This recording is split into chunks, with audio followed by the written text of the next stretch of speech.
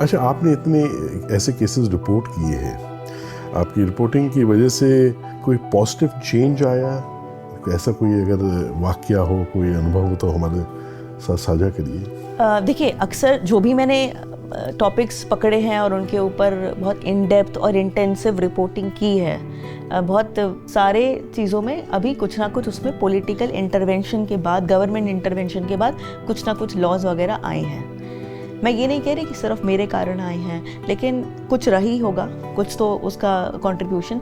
For example, Pakistani हिंदुओं के बारे में आज से नहीं लिख रही हूँ, 2017 में मैंने पहली रिपोर्ट की थी, उसके बाद 20, 19, 18 सब में ही मैं लिखती रही हूँ।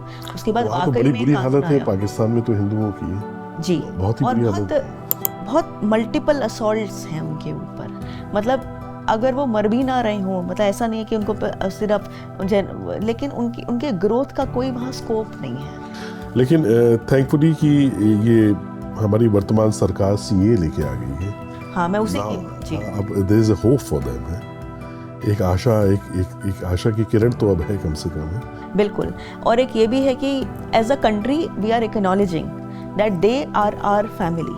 ये बहुत बड़ी बात है। हाँ, they were always our family. प्रकृति ने, ईश्वर ने तो उनको भारतीय ही पैदा किया था। अब अपने अचानक से सैंड या कहीं ऐसे उसमें लाइन खींच दी और अचानक से उनको पाकिस्तानी डिक्लेयर या बांग्लादेशी डिक्लेयर कर दिया, ये गलत है।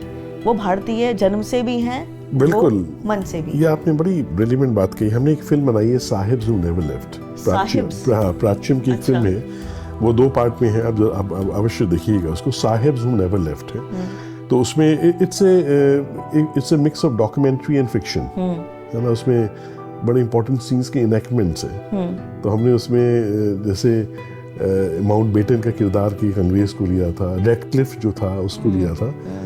एक बड़ी हैरानी वाली बात आपको मालूम है क्या है कि रेडक्लिफ और माउंटबेटन ने बैठ के, और रेडक्लिफ को बुलाया गया था इंग्लैंड से, और उसको कुछ नहीं मालूम था कि भारत क्या है और कितना विस्तृत है, कितना विस्तार है इसका, इसकी संस्कृति क्या है। उसने बस एक पेन ली और ऐसे करके बस लकीर खींच दी, जैसे जैसे लकीर जा रही थी।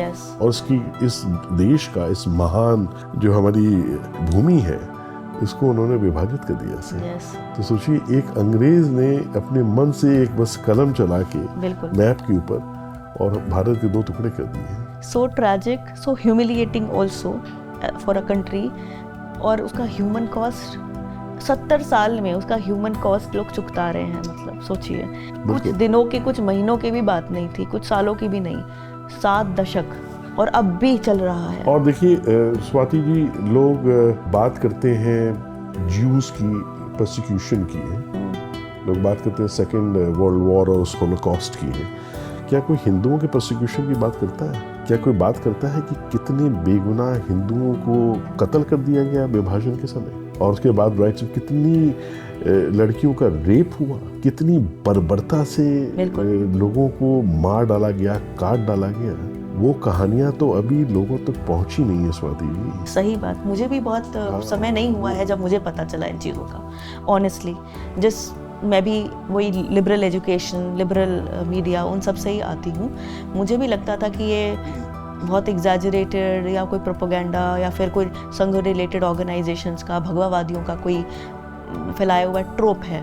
जब खबरें पता चली, जब एक्चुअल फोटोज़ देखी, जब उन लोगों से बात करी, तब I have been as enlightened as anybody. And not only 47, also 71 है। Oh yes.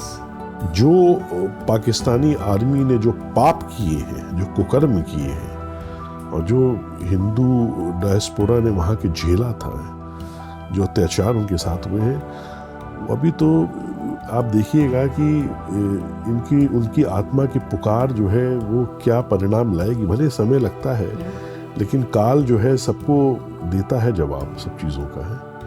तो ये हमारे साथ एक बार नहीं हुआ है, एक बार, 2 बार, फिर कश्मीर में देखिए क्या हुआ। सही बात है, 90 में।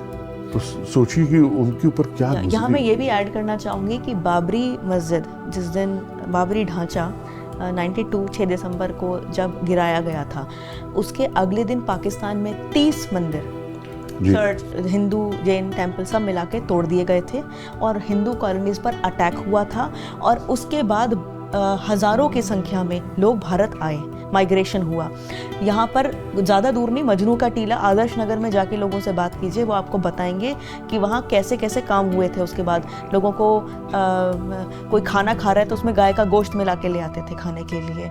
लड़कियाँ का किडनैपिंग कहते हैं 92 के बाद बहुत बढ़ गया था वहाँ पर। यहाँ एक ढांचे की बात होती ही रहती है इंटरनेशनली, बार बार बार बार बार बार।